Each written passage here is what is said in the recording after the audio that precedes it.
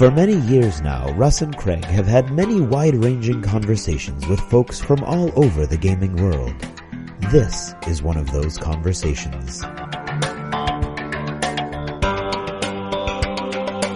D6G, the Lost Chapter.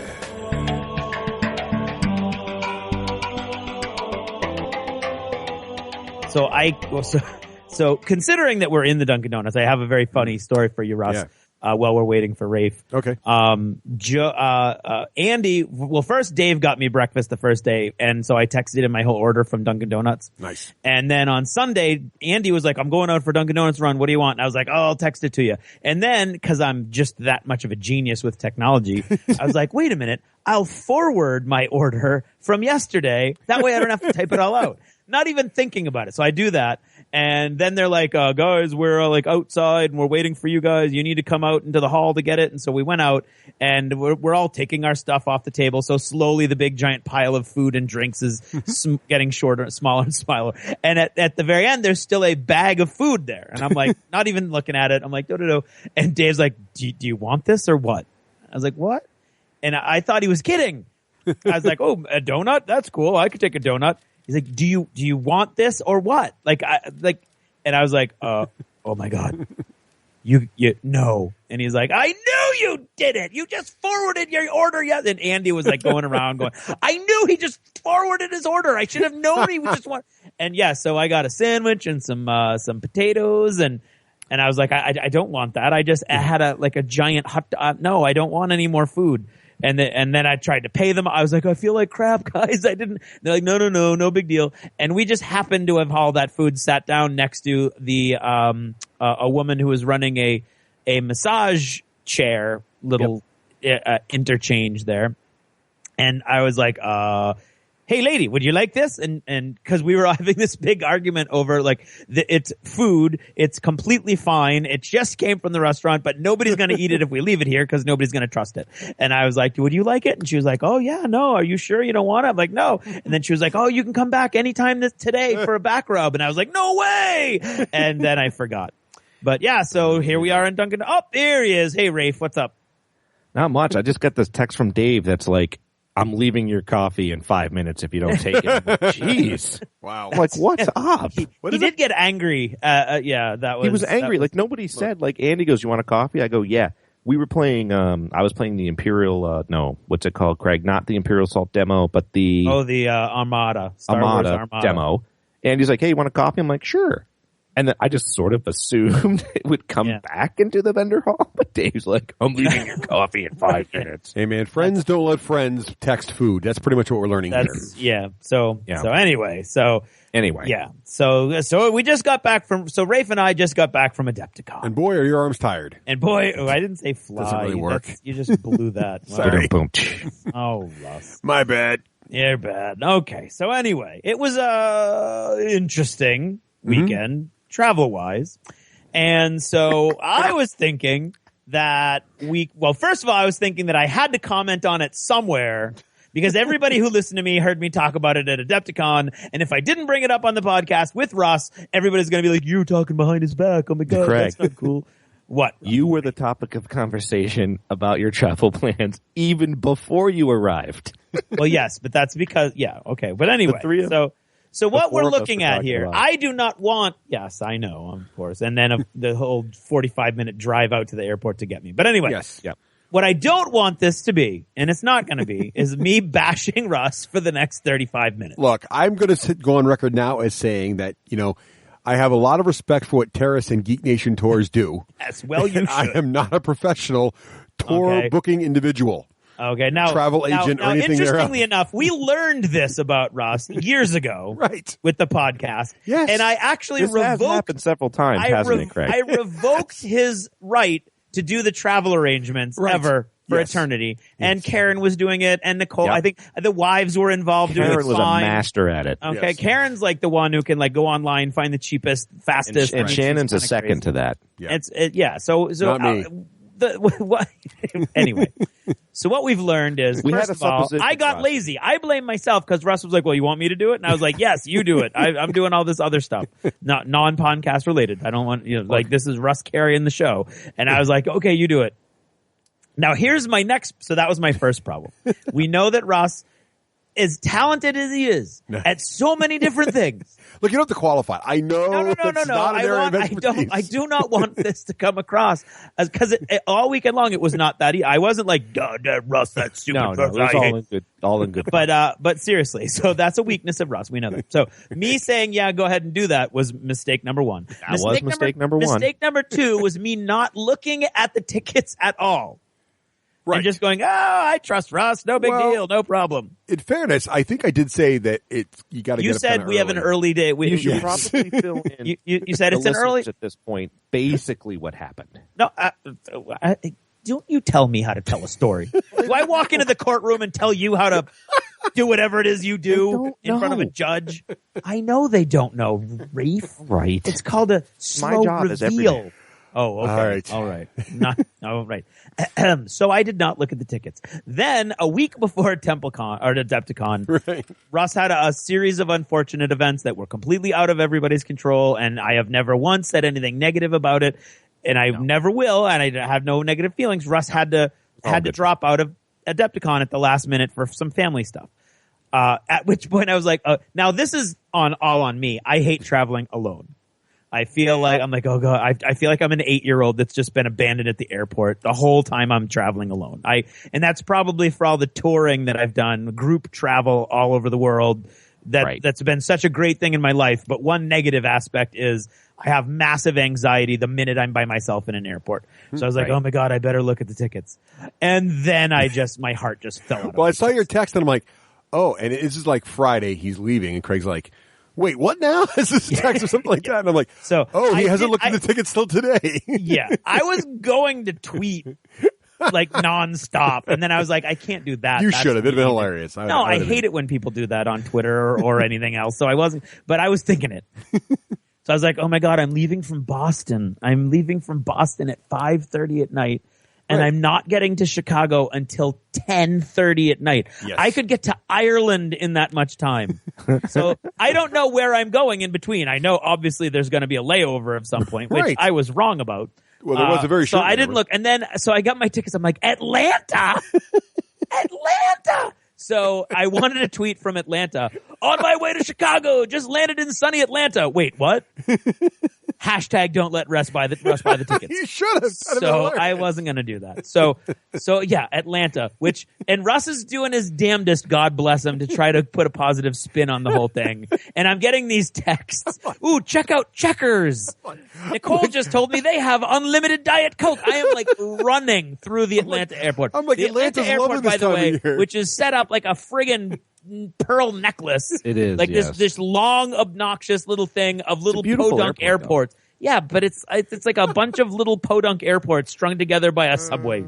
That's all it is. And of course, I was at one end and had to go all the way to the other end. So I'm doing all that. I'm panicking. I'm like, I'm not going to make my flight. I'm not going to eat. I didn't have enough time to eat in Boston. I'm not going to have enough time to eat here. It's Delta, so that's awesome. Right.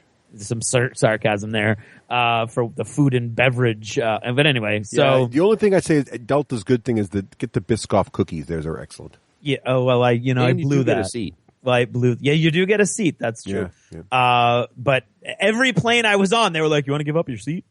Like, no, I'm not getting to Chicago till 10. Anyway, so I grab McDonald's, gross, greasy, disgusting airport McDonald's. I'm eating it at the gate, like handfuls of fries at a time. Get on the airplane. I'm like, okay, fine. I get on the airplane. We land in Chicago.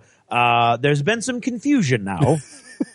As to when my friends are supposed to pick me up, which is awesome that they picked me up. Okay. This was like a Nerd Herders mega save because as I learned later, it was $100 cab ride to get to where we were going. But anyway. Well, I did do a bit of poor planning on determining where the new location. And now, yeah. So, okay. What we should probably do is pinpoint the lessons learned as we go, because the goal here. I have to give the other camera view too, because there was things going on, Craig, when you weren't even there. No, I'm sure. First of all, and I talked at great length on Sunday night to Terrace, and Terrace's main point was, you need to be aware of what your time is worth. And that's one of the keys, because I think we probably saved like $50 or $60 per ticket, and we ended up in Atlanta and then Minneapolis on the way home, which is, I haven't even talked about that yet. And so, yeah. What? Go ahead. So the key is, although it's nice to save money. Yes. You've got to understand, like, it becomes an emotionally frustrating event when you leave, when you get on the airplane in Boston, which is bad enough because there's an airport, which is obviously cash reasons, because there's an airport 5 minutes from my house, which will get me to Chicago, but the plane's going out of there. It's a little smaller. Although ironically saves you on the return flight home that you don't even know yet. Right. Okay. So, which we'll get to. Right. So make sure you know the itinerary of your flights. Make sure you're looking at the total flight time, and then understand, like, for instance, from Boston to Chicago is a 2-hour flight, maybe 2.5 hours. So if your entire travel time is 5 hours, then, some people are going to be like, yes, I saved $300 and it was totally worth it, which is valid.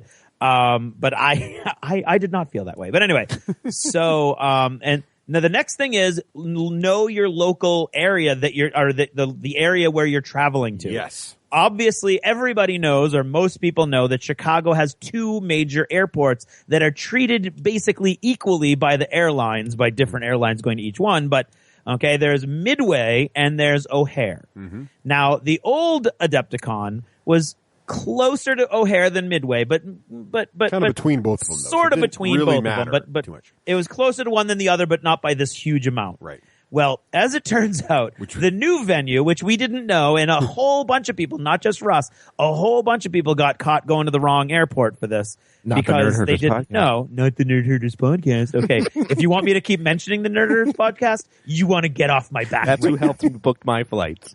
So anyway, there's O'Hare is 10 minutes away from the new venue. Right. And Midway is 45 to 50 minutes away from the new venue. And a bunch of people didn't know that. So that's a $100 cab ride, I can tell you from experience. So the guys were like, "Oh, don't worry about a cab. That's ridiculous. We'll come and get you. It's going to be late anyway. Everything's going to be winding down," which is awesome, except that they totally forgot when I was supposed to land. Hey, Russ. So it was what? Let's be totally clear, too. The guys did not include me. No. They're like, we have to pick up Craig in Midway at 10 o'clock. I'm like, have fun storming the castle. I'm going to dinner after my turn. You need to know who you can count on and who you can't. And I've got a fairly good grasp on it. He has a good list now. That's good. Yeah. And so my plane was getting in at 10:15. And Andy, who's generally the grown-up in that group, he heard 10:50. So he thought they had plenty of time. And, of course, that's that one of the big flea market nights at Adepticon, which is this awesome thing where everybody brings their stuff and sells it. And Dave had never seen anything like that before.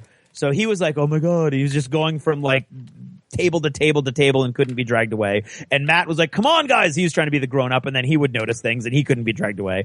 And then Andy, who's generally the stopgap grown-up, was like, oh, we got plenty of time. He's not landing until 10:50. So ultimately, I landed at 10:15. I'm out there waiting for the ride. I ended up waiting for about a half an hour, which is still nothing compared to a $100 cab ride. So I got in. We finally got back. Now, through no fault of anybody's but mine, Adepticon is awesome to us, and they set us up with a hotel, which is awesome. But they didn't realize that they're all from Chicago, so they know this place as the Marriott. Period. What they don't realize is that the Marriott sold it to the Renaissance a couple of years ago, so it's not a Marriott anymore. So I have an email that says, we've got you're staying at the Marriott. And my friends are like, okay, where are we bringing you? And I was like, the Marriott. They're like, there's 3 Marriotts in that part of town. It's like, what? There's 3? So they're all calling them, and I'm trying to call the guy who coordinates the hotel. And eventually they're like, oh, no, yeah, you're at the Renaissance. It's like, oh, okay, which is actually the venue. So that didn't cause any issues because we resolved it while we were driving. But for a minute I was like, I'm going to be sleeping on somebody's floor. Now I have to give So that's the transportation issue on the way. Go ahead, Russ. I'd like to give a slight side camera, Russ. All right, go ahead. So we get there Wednesday night. Craig doesn't arrive till Friday night. So we have a whole day and a half to ruminate of how Craig is going to feel about a landing in Midway. We flew in, Dave and I flew out of Boston. We flew into O'Hare. Piece of cake, JetBlue, bingo, bango, no stops. We arrive. Actually, we fly with Andy, too. Matt chooses to fly out of Manchester, which will later choose to be his bane. That's right. That's right. Yeah, so we arrive, everything's fine, and then people start to talk about like, oh my god, like how far away is Midway? And we're like, oh, Craig's gonna be so mad. He's gonna have his eyebrow up. He's gonna be all grumpy, bringing his bags, and he's gonna be like, Russ, and what did Russ do to me? And the whole time, Russ, I've traveled with you. I could just see you, like, if you were with Craig and he's like grumbling about Atlanta, you'd be like, yes, but they had hot pretzels. You'd be like Mr. Pollyanna, just making the fun out of it. You'd be like, yes, but the moon is so bright. And that's true. That's true. So that little scene was playing in my head. That's all I have to say about that. Other than that, for Craig, now segue, Craig, to what happened with board game night and your flight out. Well, my big problem was when I first looked at the tickets because Russ had told me, "Oh, we're leaving early on Monday." This I did know. We did with some. I was like, "Oh my!" And I didn't even think. I was like, "Oh, Monday, that's going to stink," because board game night usually goes between 2 to 3 in the morning. Yeah. So I'm like, "Oh, early in the morning, he must be in like 10." Right. So I didn't look at that ticket until the day before I left for Adepticon to realize that Russ had booked me on a 6 a.m. flight out of Chicago at an airport that was 45 minutes away from the place that I have to leave, that I have to stay up and work this event until 2 or 3 in the morning. That could have been a tactical error. Yeah. All that, that might have been a tactical error. So all of that math added up to me getting, if I was lucky, 3 hours of sleep, but I was not lucky.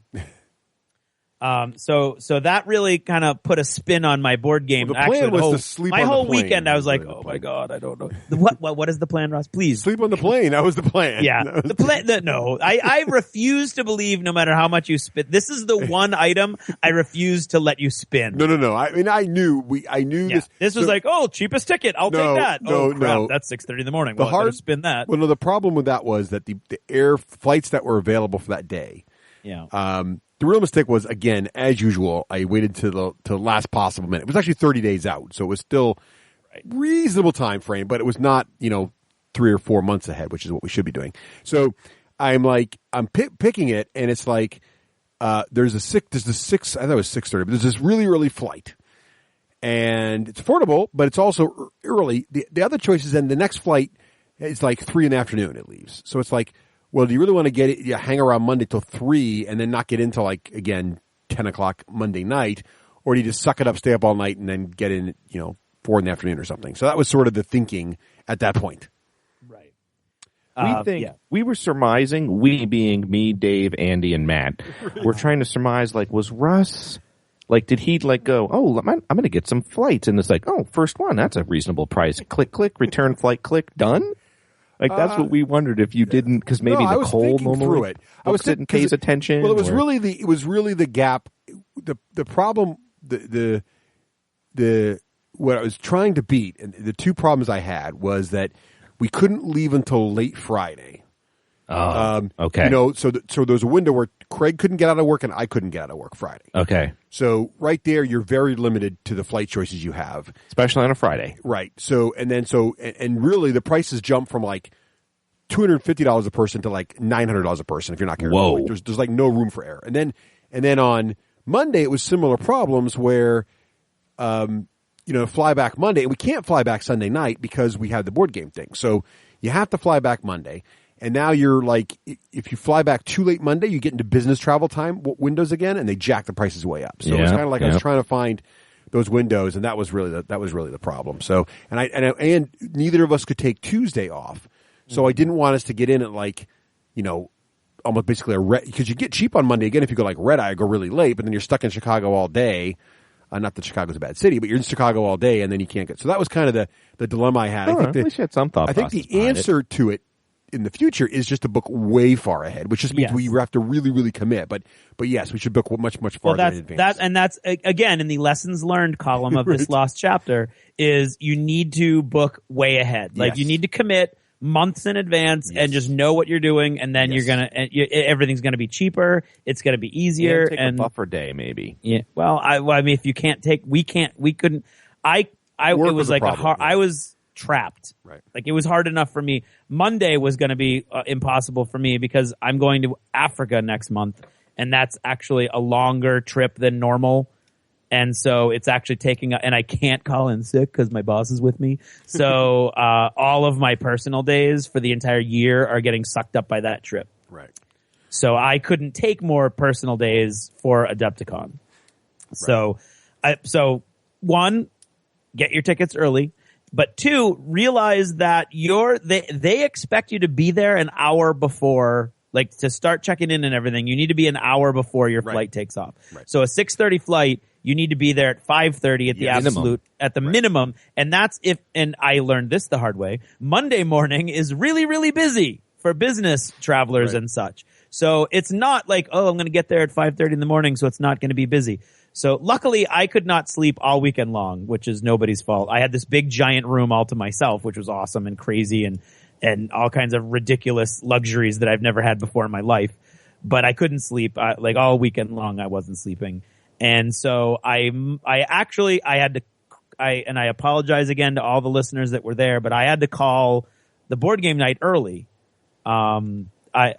I'll admit I was kind of hoping that, somebody who didn't have to get up that early was going to go, you know what, Craig, you go to bed. We'll close this out and, blah. But nobody did that. So when people were like, oh, yeah, we're going to leave. See you later. So all my help was leaving me. I was like, okay. So I stood up and I was like, okay, guys, here's the deal. And it was for a variety of reasons that we'll probably talk about on the main show. Board game night was not as big as it has been previously and as it's been building into. So there were only about 4 games going on when I did this at midnight or 12:30, and I basically just said, "Hey guys, thanks for coming. Here's the deal. I have to get up ridiculously early in the morning. I may have mentioned Russ's name once or twice, and so please don't start any new games. Please finish the game you're playing. Don't cut it short or anything, but don't start any new games unless they belong to you." And then Matt and Andy were awesome and were like, you know what, we're going to stay here with you till the bitter end, and everybody else bailed on me. And so we waited. They were awesome. They stayed with me. So like half the Nerd Herders crew was great. And the deal was like one by one, those games ended. We put them on the shelf. There's a big library now for Adepticon. I mean, it's not like that TempleCon library where everybody brings in their own games to build a huge library, but the library that Adepticon owns now is pretty impressive. It's on big rolling shelves. And so we had to get all that back into the secure area and lock that all up. By the time I got back up to my room, it was like 1:30 in the morning, and I was like, okay, so 1:30 in the morning, and I asked the desk that I'm like, can I have a cab ready? And they're like, oh yeah, 5. I was like, oh, okay, 5. And they're like, when's your flight? And I was like, 6:30, and they're like, that's really close, because in my head I was thinking Midway was only a half hour away, and it's not. It's farther. And so that was in my head. I couldn't sleep because I was like, oh my God, I'm going to miss my flight. I'm going to go through all this and it's going to be ridiculous. I bent over backwards before leaving for Adepticon to try to get Delta to change my flight. And they were going to charge me over $400 to charge my flight. So I was like, forget you. I'm just going to suffer.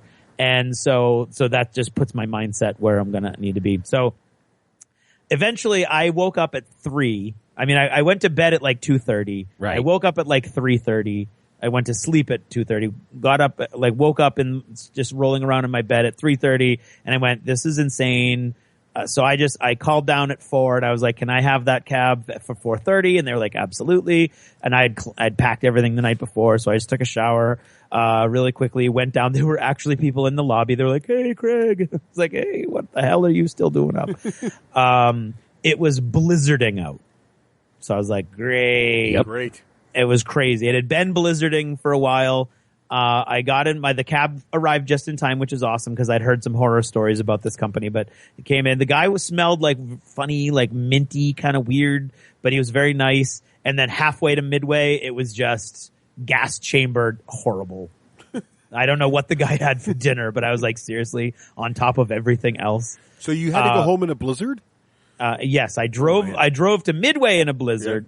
Yeah. And Terrace was awesome the night before because he was like, "You're taking a cab to Midway? That's going to cost you $120."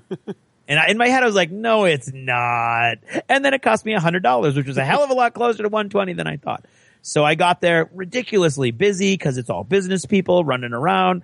And as I get there, they're like, "Oh, by the way, would you like to push your flight back to later in the day, and we'll give you some credit?" I wanted to punch them. I was just like, "No, thank you." So I got to my gate within a minute of when I'm supposed to be boarding. So I didn't have any free time. I didn't have any leeway, but I got there. And I was like, okay, I've got a couple minutes. So I went over and got an orange juice and some trail mix. Cause my stomach wasn't ready for anything worse than that, better than that. I got my flight. I got an aisle seat. I was exhausted.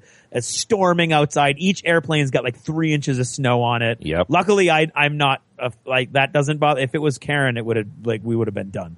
But, so I've got my orange juice and I've got my trail mix and I'm eating some of the trail mix and I'm like, oh God, my stomach. I'm going to just wrap this up. I put it away. As I'm putting away my trail mix, ladies and gentlemen, there is a person on the airplane with a severe peanut allergy. A severe peanut allergy. If you have any peanut products, please do not open them or eat them. Thank you. And I'm like, is my breath going to kill somebody now?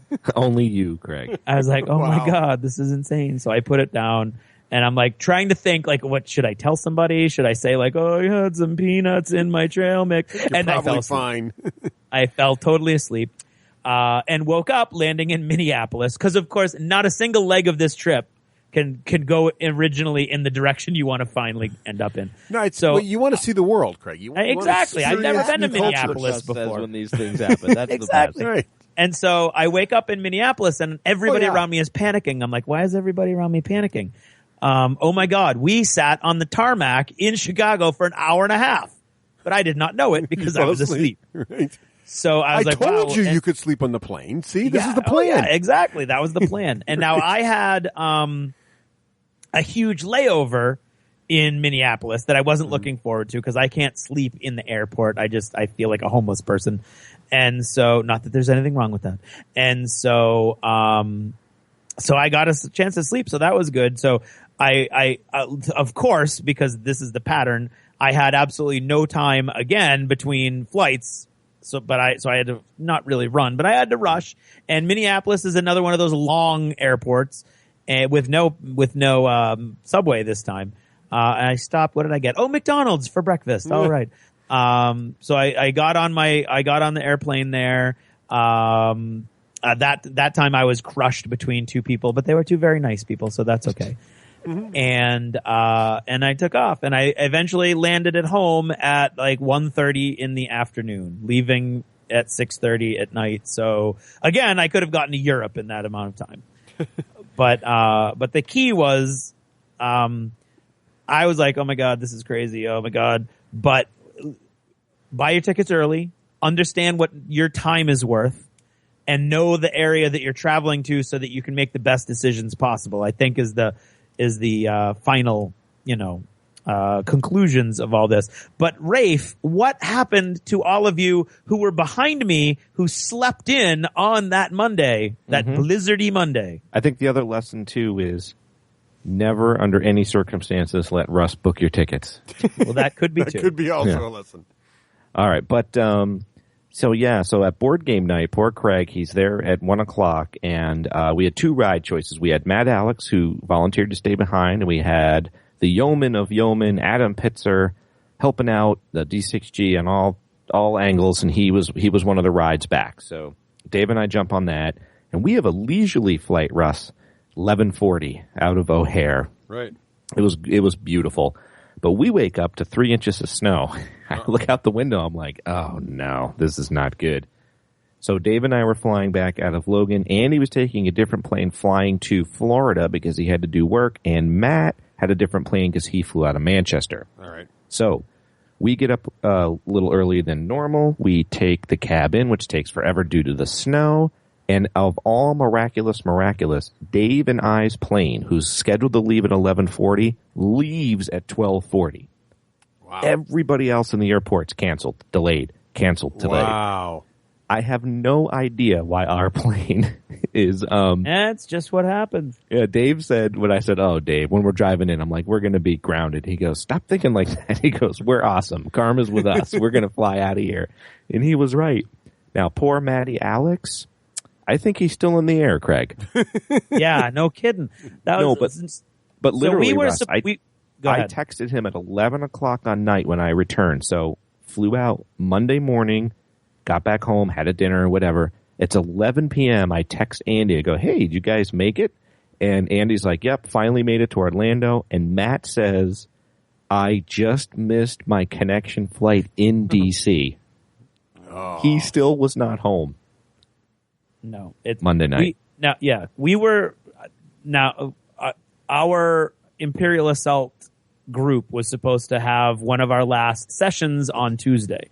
So the day after we all came home from Adepticon. And the two guys who were not good at Adepticon were like, "Oh my God, this is going to be great. Okay, we're all gung-ho, ready to go. Woohoo!" And then Dave was like, "I can't do it. I got home late and I haven't been able to see my kids." And everybody's like, "Oh, okay." And then Matt Alex, his emails are so short when he's in stress. Mm-hmm. His email was, "I won't be getting home until 5 that afternoon, so we won't be having a session." Wow. We 5 and I was Tuesday. like, 5 in the afternoon On Tuesday. on Tuesday. So Whoa. everything worked out fine for me in the long run. Although I'm still exhausted, but still, I'm home. Wow. Yep. So Craig was the first one home, Russ. So see what efficient travel arrangements those were. Exactly. It all came down to that 6:30 a.m. flight, You know, man. I like to leave early because that way, if there's any issues, your flight gets delayed, not canceled. See, these are these are the Yeah. Of course, if you know the weather patterns ahead of time. well, these are how you. That's how you know. And I don't know if you know this, but Midway is more reliable in weather than O'Hare is. So if you're flown out of O'Hare, you'd probably still be in Chicago today. Clearly.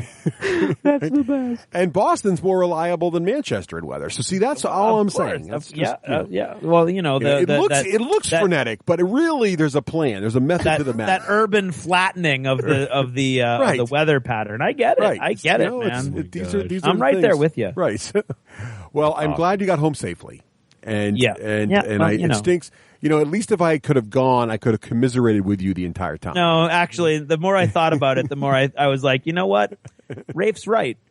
I wouldn't have been able to handle Pollyanna in these moments as I'm running through the airport because you would have been doing what you were doing by text 1,000 times more in person. Hey, we could go over there. Hey, we go over there. Oh, look, they have a CNN store. Oh, look, they have a Fox News store. Look, rocking chairs. Right. Yeah, there you go. Yeah, Yep. exactly. Well, Hey, I think that statue is like a 3D graphical representation of some sort of audio record. Okay, whatever.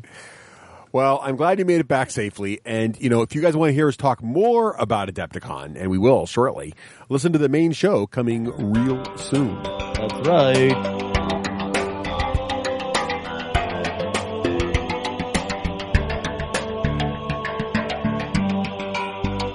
Thanks for purchasing a D6G Lost Chapter.